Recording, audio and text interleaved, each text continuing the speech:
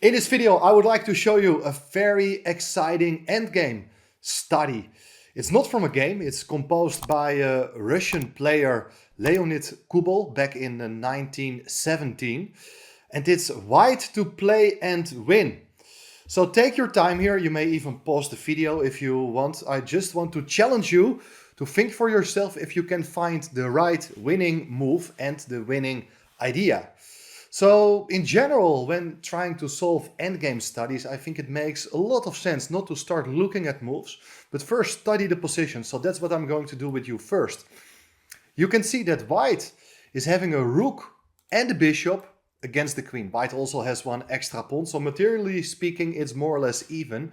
But in this position, you will see that the rook and bishop, they are working very well together. And that's why I like to do these endgame studies in my own trainings as well with my students, as it not only helps you to understand endgames better, but it helps you to see how the pieces are working together.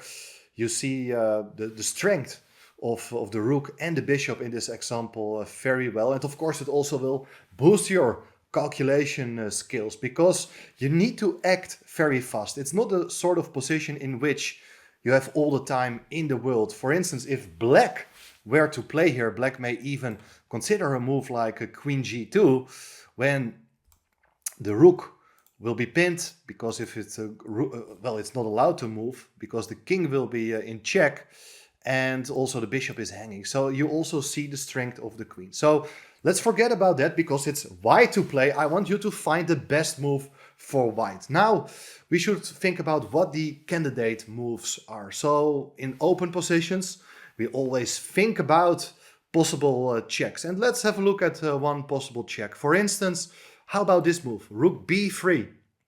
Very logical move. You're attacking the king, and the king has a few squares where it can go to. But if the king goes to c4, let's say, well, that's not a good move, as it runs into the move d3 with checkmate. Look at this. You see that the pawn is giving a check. It's protected by the other pawn. The pawn on c2 also protects the rook on b3, and the king prevents the black king from going anywhere. But there are other possibilities as well. Instead of going to the c4 square with the king can also just go to the a file, either a4 or a5. So let's say, for instance, you play here the move king a4, then there are no good checks any longer. Well, you can move your rook to a3 or b4, but then the rook will just be captured. So that's not a good plan. If you think, well, let's just bring the bishop into play, threatening checkmate with the rook on a3, that's a nice idea. Remember this idea, but the idea here, it's not working out well for white, because it's not coming with check, and that means that black has time to defend against the threat, and that's not possible by running away with the king. The king is caught at the edge of the board, but black has a counterattack with the move queen to g2. It's black who starts giving checks wherever the king is moving. You can just give another check with the queen, and that means that white is not able to win the game. So we are going back, and we have to conclude that unfortunately the move rook b3 doesn't work. In my lessons, my students have tried rook b3 almost instantly, but I try to encourage them to think for more options to see if there are other possibilities for white. And if you spend a bit more time, you will find out that apart from the move rook b3, there's another check as well. It's the move bishop to e7.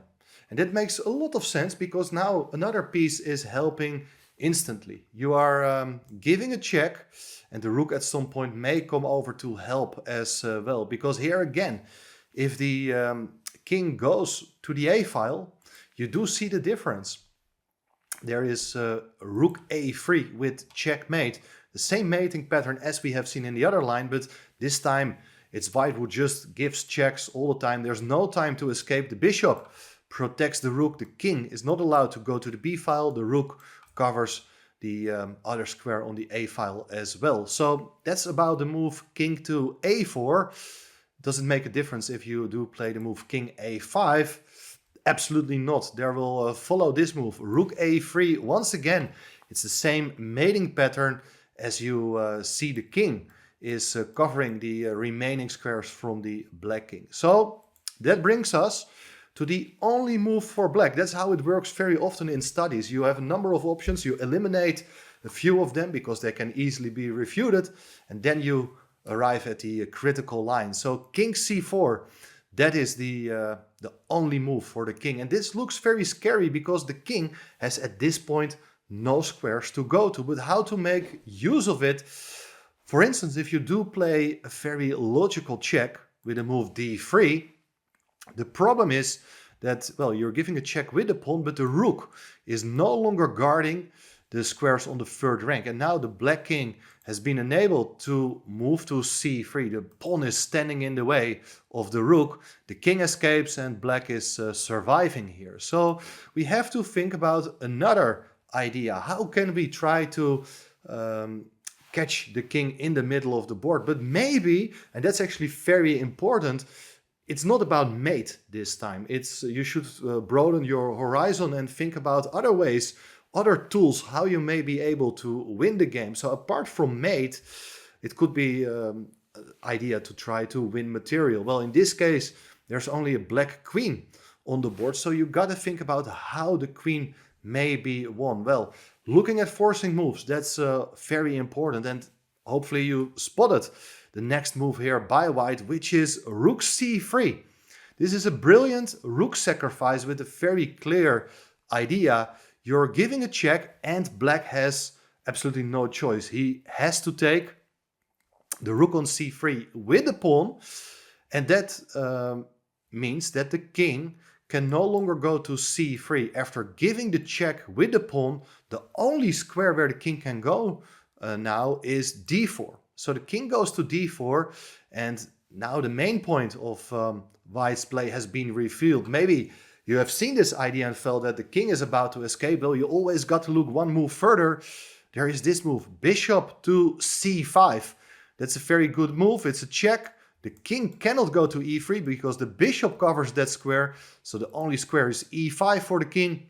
Then you give another check with the bishop. And here we see that the king and queen, they are standing in the same diagonal. That means that after the king goes away, you have time to pick up the queen and it's game over. White is winning the game. If you're really precise here, then you may have even considered what happens if black is really trying to wrap up the two remaining pawns. Well, that takes a lot of time. And there are various ways to convert this as white. The simplest being the move bishop e5. So you're trying to control the pawn on c3. Now after the move king d2, for instance, you can just push your pawn to d4. The pawn is out of reach. When black takes on c2, you advance the pawn one square further.